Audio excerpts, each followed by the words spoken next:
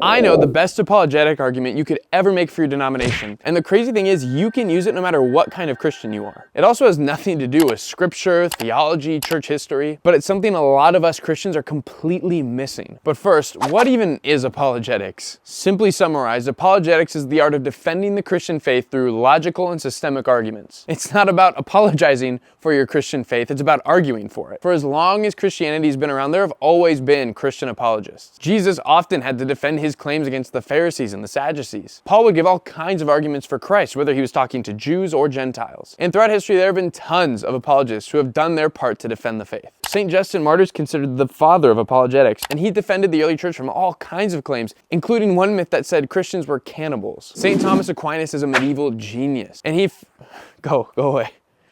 And he famously gave 5 logical arguments that anybody could use to discern if God is real or not. And finally, there's the legend C.S. Lewis, a convert from atheism, who has plenty of works, such as Mere Christianity, that are still converting people to this day. Most Christian apologetics has been aimed outward towards people who aren't a part of Christianity. Muslims, atheists, Mormons, you name it. But there's a whole other battlefield of apologetics that these days is becoming very popular here online. You see, over the years, Christianity is split. We got Catholics, Methodists, Eastern Orthodox, Baptists, the Amish, you name it. There are all kinds of Christians in the world right now. And a lot of energy is being poured into debates between these different branches of Christianity. And I'm not entirely opposed to these arguments. I've actually done a lot of research on them. I've met with theologians, pastors, priests. I've attended liturgies, worship services, Bible studies, and book clubs. I've watched Trent Horn, Gavin Ortlund, Jay Dyer, and the rest of them. And I think I've crack the code on which type of argument works best. One argument that always sways me no matter what branch of Christianity I'm looking into. You might not have seen this one coming, and to be honest, my answer might annoy you a little bit, but here we go. It's being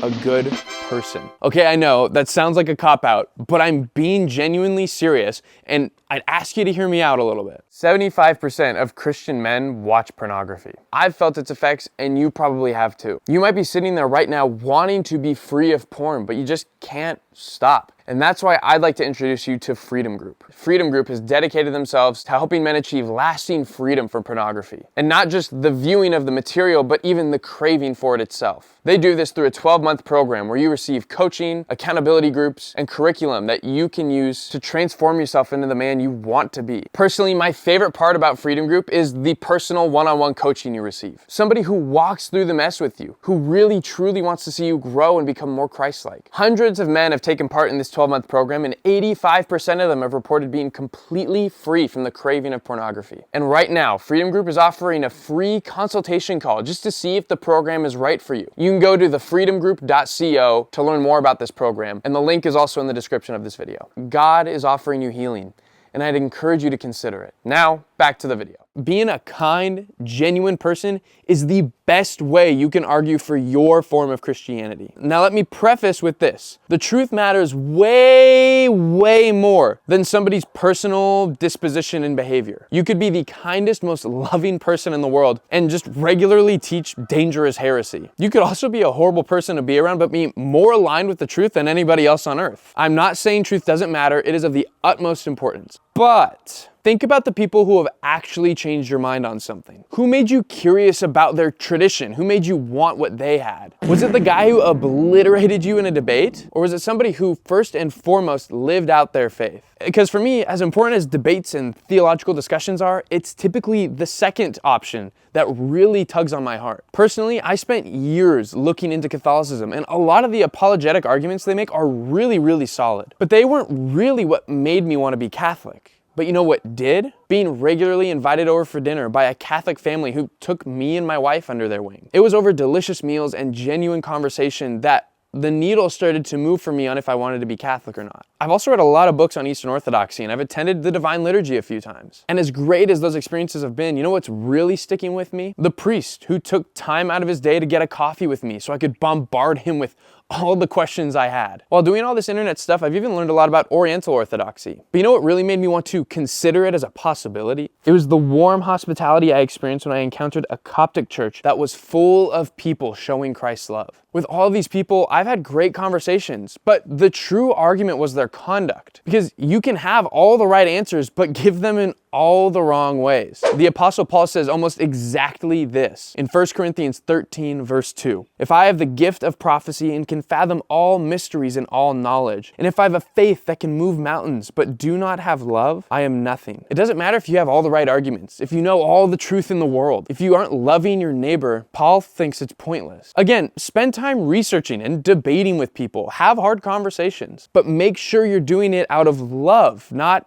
hatred or aggression. This is something you can do, whether you're Catholic, Orthodox, or Protestant. We all agree this is what the Bible says and this is how Christians are supposed to act, but we all seem to forget it the minute theology enters the equation. And this concept doesn't just apply to our in-house Christian discussions. Do you want to convince your friend to be a Christian? Be the best friend they've ever had. Do you want to invite a coworker to church? Make sure you're a person they feel safe going to church with. We are in a world of division and outrage and chaos. So let's be the opposite. Be the person that somebody points to and says, I don't know if I agree with everything they believe, but I want what they have. I think St. Peter said it best. Always be prepared to give an answer to everyone who asks you to give the reason for the hope that you have. But do this with gentleness and respect, keeping a clear conscience so that those who speak maliciously against your good behavior in Christ may be ashamed of their slander. St. Peter says we need to do apologetics with gentleness and respect. Now that's not weakness, unless you're calling St. Peter weak. The best argument for your denomination is you living out your faith and treating people with love. So here's my challenge. Be curious. Stop condemning people. Love your neighbor like you really mean it. And I guarantee the next time you share a theological hot take, people are going to hear you out more. But I want to hear from you. Is there somebody in your life whose kindness made you rethink your faith? Let me know in the comments. I'd love to read them and hear your stories. Also, if this angle at Christian unity is something you're interested in, I'd encourage you to like, subscribe, and also consider joining my channel membership. I've just launched it. There's a few different perks involved. So take a look, see what you think, and